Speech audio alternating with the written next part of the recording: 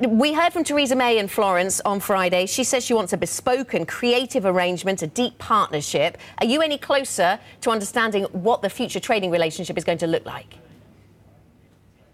Well, I think we need to know, first of all, what relationship Britain wants with the European Union.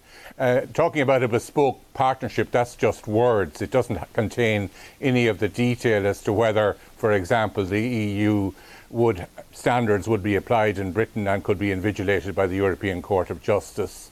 It doesn't talk about whether Britain would be free in any trade agreements with other countries to, for example, adopt a cheap food policy, which would, of course, require the imposition of tariffs at the Irish border. So the first decision has to be from Britain to decide what sort of relationship it wants with the EU.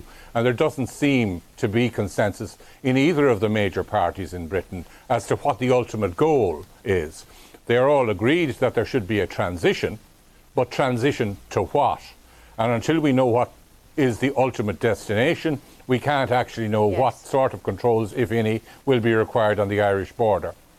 And we've also heard from the Irish Foreign Minister this week, who said that the transition could last 4 years. Could you see that as likely, a 4-year transition?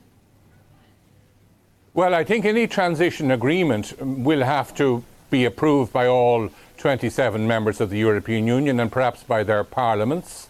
It will have to be compliant with World Trade Organization rules in regard to most favoured nation treatment of one country rather than other trade partners of the European Union. The simplest thing may in fact be for Britain to simply stay in the European Union by extending the negotiating period from 2 years to 6.